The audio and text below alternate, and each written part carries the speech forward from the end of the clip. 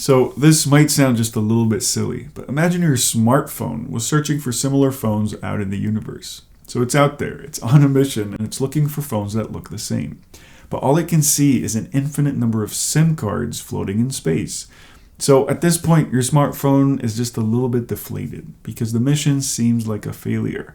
It can't seem to find any other similar looking phones. But what your phone doesn't know is that it was looking at the exact thing it was actually made of all along when seeing those SIM cards floating in space.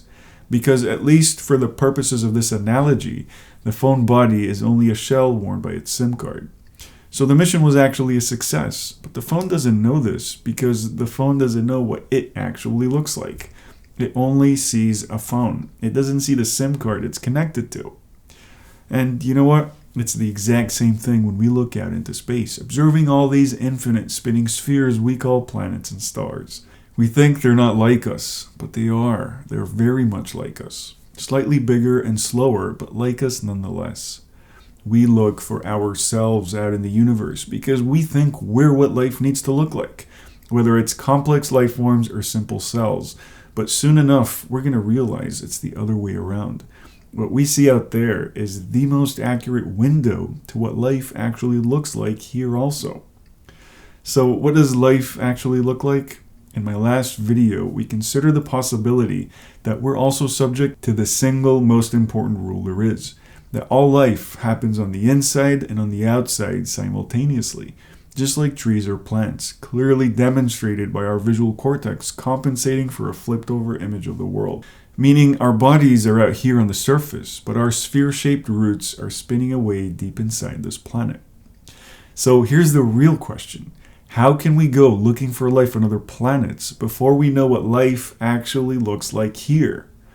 Like the poor smartphone looking at SIM cards, we've been searching for the wrong thing. We've been searching for our bodies, or any hint of resemblance to our biology really, instead of searching for anything that resembles our roots, which of course is a very hard thing to do when you don't know you have a root. So coming to grips with the fact that we have actual roots we didn't know about is probably the most important thing in our collective to-do list. And a big part of that will be understanding what it even means to have roots. If we could get past this initial discomfort of realizing we're not really on the surface of this planet and that everything is originating from the inside, this will allow us to finally separate the phone from the SIM card and see which part is responsible for what aspect of our being. You see, our relationship with life, it's just a little bit abnormal at the moment because we think it all starts and ends with our bodies. But these bodies, they're only an extension of our roots. They're only a mirror of the inside. And although the idea of having a root might seem just a little bit weird at first, it's actually a very useful thing to have. It means, for example, that all the people who ever walked the earth, all of the human beings who ever lived, all of them, without exception, are still here. We all have roots, and these roots guarantee we get to stick around for a while as they spin and grow inside our planet.